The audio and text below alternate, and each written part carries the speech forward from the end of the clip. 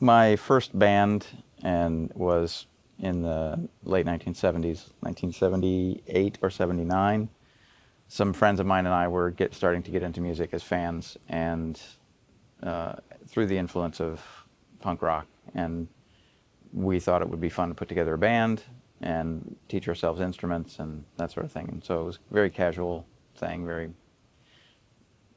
sort of for the same reasons that as a teenager you do anything that you do for the first time, like, you know, well, I wonder what getting drunk on rye whiskey is like, or I wonder what riding a trash can down the mountain is like. You know, you do a lot of stupid things, and that one stuck. You know, I ended up getting a lot of satisfaction out of being in a band. Now it's such a normal part of my life that I don't even think about it. Like I have a band in the same way that I have a closet full of pants or you know, a drawer full of socks. It's like a totally normal thing to me.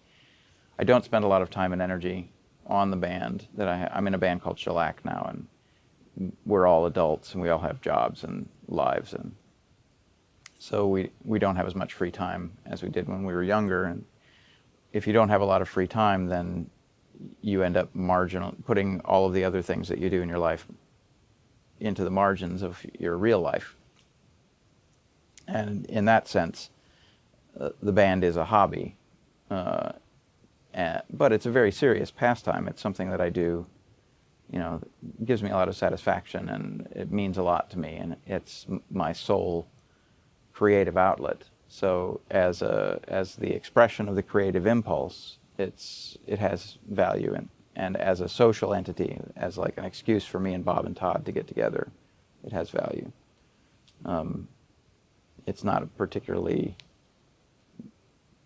big business being in a band now, but it's rewarding for its own sake. It's like anything else that I do. I wouldn't do it if it didn't mean something to me, and I don't particularly care if it pays me anything, because I have a profession that I execute to pay my bills. When you're in a band, you want some way or another to make what you do in the band permanent in some way. So most bands make a recording of some kind, and I ended up being the nominated member to learn how to make a recording of the band. So I rented a 4-track machine from the guitar shop. At the time, I think it was $20 a day to rent the 4-track machine and some microphones and cables and stuff.